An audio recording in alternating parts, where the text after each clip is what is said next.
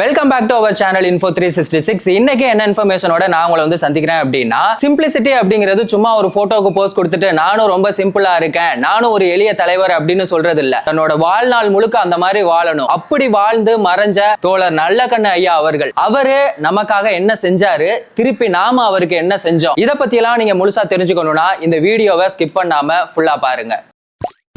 தோழர் நல்லகண்ணு ஐயா அவர்கள் தன்னோட 15 வயசுலயே சுதந்திர போராட்டத்துல தன்னை ஈடுபடுத்திக்கிட்டாரு. அப்பவே அவர் அவ்வளவு துடிப்பா இருந்தாரு. நம்ம சுதந்திரம் வாங்கினதுக்கு அப்புறமும் நமக்கு அந்த சுதந்திரம் முழுசா கிடைச்சிச்சா அப்படின்னா அது இல்ல அப்படின்னு தான் சொல்லணும். ஏன்னா அவ்வளவு கொடுமைகள் வந்து நமக்கு எதிராக நடந்துச்சு. அதுல சுதந்திர போராட்டத்துக்கு பிறகு கம்யூனிஸ்ட் கட்சியில வந்து இணைச்சுக்கிட்டாரு. அதுல அவர் மாநில செயலாளராகவும் இருந்திருக்காரு, விவசாய மாநில செயலாளராகவும் இருந்திருக்காரு. அது மட்டும் இல்ல, இன்னும் ஏகப்பட்ட பதவியிலையுமே வந்து இருந்திருக்காரு. அந்த சமயத்துல அவர் விவசாயிகளுக்காகவும் தொழிலாளர் நலத்துக்காகவும் ரொம்பவே பாடுபட்டாரு அப்படின்னு தான் சொல்லணும். அதுக்கு எதிரா அவர் மேல ஏகப்பட்ட அவதூறு பரப்பப்பட்டுச்சு. ஆனா அதுக்காக அதை எல்லாத்தையும் அவர் பொருட்படுத்தாம அவர் வந்து 7 ஆண்டுகள் வந்து சிறை தண்டனை அனுபவிச்சிருக்காரு. அந்த சிறையிலையும் அவர் அவ்வளவு கொடுமைகளும் சித்திரவதையும் பண்ணிருக்காங்க. பொதுவா இந்த உண்ணாவிரத போராட்டம் அப்படின்னா என்ன பண்ணுவாங்க, ஒரு பக்கம் போராட்டம் நடந்துகிட்டு இருக்கும், இன்னொரு பக்கம் அவங்க போயிட்டு யாருக்கும் தெரியாம பிரியாணி சாப்பிட்டுட்டு இருப்பாங்க. ஆனா அந்த மனுஷன் எப்படி இருந்தாரு தெரியுமா, அவரோட கொள்கையில அவர் ரொம்பவே உறுதியா இருந்தாரு. நான் வந்து என்னோட கோரிக்கை நீங்க நிறைவேற்ற வரைக்கும் ஒரு வாய் கூட சாப்பிட மாட்டேன் அப்படின்னு சொல்லிட்டு அவ்வளவு உறுதியா இருந்தாரு. மக்களோட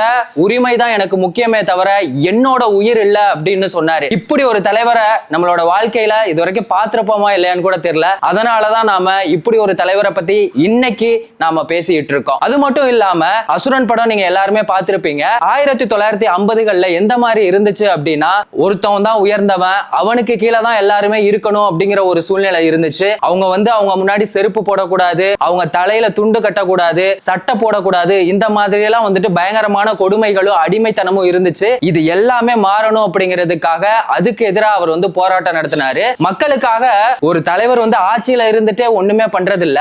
ஆனா இவரு சட்டமன்றம் போனதில்ல, நாடாளுமன்றம் போனதில்ல. ஆனாலும் மக்களுக்காக எவ்வளவு விஷயங்கள் பண்ணிருக்காரு தெரியுமா. தாமிரபரணி ஆத்துல இன்னைக்கு நம்ம தண்ணி எல்லாருமே குடிச்சுட்டு இருக்கோமே, அதுக்கு முக்கியமான காரணமே இவரு தான். ஒத்த ஆளா தைரியமா நின்னு நீதிமன்றத்துல போய் மனு கொடுத்திருக்காரு. அதுக்கப்புறம் தான் இந்த மணல் மாஃபியா, இந்த மணல்லாம் வந்து கொள்ளையடிக்கிறாங்கல்ல, அதெல்லாம் வந்துட்டு தடை பண்ணதே இவர் கொடுத்த அந்த ஒரு கேஸால தான். அது மட்டும் இல்லாம முல்லை பெரியார் அணை, அங்கேயுமே அதுக்கு எதிராக வந்து போராட்டங்கள் நடத்திருக்காரு. இன்னும் பல போராட்டங்கள் பண்ணிருக்காரு. இயற்கை வளங்களை வந்துட்டு ரொம்பவே அழிச்சுக்கிட்டு இருக்காங்கன்னு சொல்லிட்டு 90 வயசுல, நம்மளாம் 30 வயசுல இப்பவே நமக்கெல்லாம் கை கால் வலிக்குது அப்படின்னு சொல்லிட்டு ரொம்ப டயர்டா இருக்கு அப்படிலாம் சொல்றோம். அந்த மனுஷன் 90 வயசுல வெயில்ல போராட்டம் நடத்திருக்காரு. இப்படி ஒரு தலைவர் இருப்பாரா அப்படின்னு தெரியல. நான் உங்களுக்கு ஒரு சின்ன ஒரு இன்சிடென்ட் ஒன்னு சொல்லணும்னு ஆசைப்படுறேன். ஒரு முறை என்னாச்சு அப்படின்னா, அவர் ஒரு பொதுக்கூட்டத்துக்கு ஒரு கிராமத்துக்கு போயிருக்காரு. அதுவும் பேருந்துல தான் வந்து போயிருக்காரு. இப்ப உள்ள தலைவர்கள்லாம் வந்துட்டு கவுன்சிலரா ஆயிட்டா போதும், காரு பங்களான்னு சொகுசா வாழ்வாங்க, எப்படிலாம் சொத்து சேர்க்கலாம் அப்படின்னு சொல்லிட்டு தான் வந்து யோசிப்பாங்க.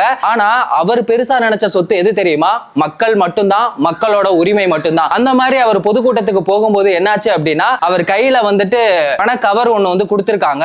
ஆனா அந்த மனுஷன் அந்த பண கவரை வந்து எடுக்கவே இல்லை, அதை பிரிச்சு கூட பார்க்கல, அப்படியே எடுத்துட்டு போய் கட்சிட்ட வந்து கொடுத்துட்டாரு. கட்சியோட நிதிக்காக பாத்துக்கங்க, இத மக்களுக்காக வச்சுக்கங்க அப்படின்னு சொல்லிட்டு. அதுக்கப்புறமா அந்த கட்சிக்கு போயிட்டு திரும்ப அவர் வீட்டுக்கு போகும்போது அவரோட பாக்கெட்டை செக் பண்ணி பாக்குறாரு. அவர் பாக்கெட்ல எதுவுமே இல்ல. அதனால என்ன பண்ணிருக்காரு அப்படின்னா, பக்கத்துல இருந்த அவரோட தோழர்கிட்ட வந்துட்டு ஒரு 10 ரூபா இருக்குமா, நான் வந்து வீட்டுக்கு போகணும் அப்படின்னு சொல்லி கேட்டிருக்காரு. உடனே அந்த தோழர் வந்து என்ன சொல்லிருக்காரு அப்படின்னா, உங்களுக்கு தான் வந்து பண கவர் கொடுத்தாங்களே, அதுல இருந்து நீங்க எடுத்துருக்கலாமே அப்படின்னு சொல்லி கேட்டதுக்கு அந்த மனுஷன் என்ன சொன்னார் தெரியுமா, அது வந்துட்டு மக்களோட பணம், மக்களோட பணத்தை வந்து நான் என்னைக்குமே எடுக்க மாட்டேன், அது மக்களுக்கானது அப்படின்னு வந்து சொல்லியிருக்காரு. இது வந்து நான் உங்கள்ட்ட வந்து கடன் வாங்குறது, கடன் வாங்கினா நான் அதை வந்து உங்கள்ட்ட திருப்பி கொடுத்துருவேன் அப்படின்னு வந்து சொல்லியிருக்காரு. ஆனா இப்ப உள்ள அரசியல் தலைவர்கள் அப்படியா இருக்காங்க, நம்மளோட பணத்தையே வந்து ஏமாத்துறாங்க, நமக்கு தெரியாம எவ்வளவோ கொள்ளையடிக்கிறாங்க. இப்படிப்பட்ட ஒரு தலைவர்லாம் திரும்ப கிடைப்பாரா அப்படின்னா வாய்ப்பே இல்ல. அந்த அளவுக்கு வாழ்ந்த ஒரு மனுஷன் தான். ஆனா இப்படி வாழ்ந்த ஒரு மனுஷனுக்கு நாம என்ன திருப்பி கொடுத்தோம். 1999 கோவையில நாடாளுமன்ற தேர்தல் நடந்துச்சு. அப்போ அந்த மனுஷன் வந்து 4 லட்சம் ஓட்டு வாங்கினாரு. ஆனாலுமே 20,000 ஓட்டு வித்தியாசத்துல வந்து தோத்து போயிட்டாரு. அதுதான் நாம அவருக்கு திருப்பி கொடுத்தது. இங்க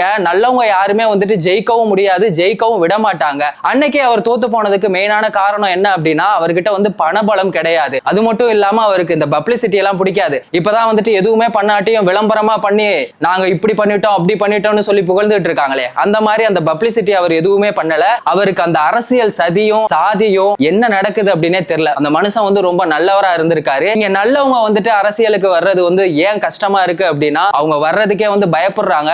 ஏன்னா இங்க அரசியல் சூழ்நிலை வந்து அந்த மாதிரி இருக்கு. அப்படி ரொம்ப நல்லவரா இருந்தவர் தான் வந்துட்டு தோழர் நல்லக்கண்ணு ஐயா அவர்கள். இன்னொரு விஷயம் என்ன அப்படின்னா அவரோட 80வது பிறந்த நாள்ல அவரோட தொண்டர்கள் எல்லாருமே 80 லட்சம் வந்து காசு சேர்த்து அதை வந்து அவர்கிட்ட கொடுத்திருக்காங்க. அவர் நினைச்சிருந்தாருன்னா அதை எடுத்துட்டு போயிட்டு அவங்க வீட்டுல கொடுத்திருக்கலாம். அதையுமே அவர் என்ன பண்ணாரு அப்படின்னா மக்களுக்காகவும் கட்சிக்காகவும் மட்டும்தான் கொடுத்தாரு. அவங்க வீட்டுல உள்ள ஃபேமிலி எப்படி தெரியுங்களா, அவங்களோட குழந்தைங்க எல்லாமே வந்துட்டு கவர்மெண்ட் ஸ்கூல்ல தான் வந்து படிச்சிருக்காங்க. அவர் நினைச்சிருந்தா ஒரு போன் கால் போட்டு அவங்களோட பொண்ணுக்கு வந்து வேலை வாங்கி கொடுத்திருக்கலாம். ஆனா அவர் அதை பண்ணல. எல்லாரும் எவ்வளவு கஷ்டப்பட்டு வேலை தேடி ஒரு வேலை அவங்களுக்கு கிடைக்குதோ அந்த மாதிரி தான் நீ வந்துட்டு ரொம்ப பெரிய ஆளெல்லாம் கிடையாது அப்படின்னு வந்து சொல்லியிருக்காரு. அவ்வளவு எளிமையா வாழ்ந்திருக்காரு. சென்னை டி நகர்ல என்ன பண்ணிருக்காங்கன்னா அரசு வந்து அவங்களுக்குன்னு ஒரு இடம் ஒண்ணு ஒதுக்கி அங்க வந்து தான் அவர் வந்து தங்கி இருக்காரு. அது வந்து பழசாயிருச்சு அப்படின்னு சொல்லி அதை இடிக்கணும் அப்படின்னு வந்து சொல்லியிருக்காங்க. அப்போ அந்த மனுஷன் எதுவுமே பேசல. இதே வேற ஒரு தலைவரா இருந்திருந்தாங்கன்னா எனக்கு புதுசா ஒரு இடம் கட்டி கொடுங்க அப்படின்னு சொல்லி ஏகப்பட்ட பிரச்சனை பண்ணிருப்பாங்க. ஆனா அந்த மனுஷன் எதுவுமே பேசல. ஒரு வாடகை வீட்டுல தான் தன்னோட கடைசி வாழ்நாள் முழுவதுமே வாழ்ந்தாரு. இப்படி ஒரு தலைவர் இருப்பாரா இல்ல திரும்ப கிடைப்பாரா அப்படிங்கிறது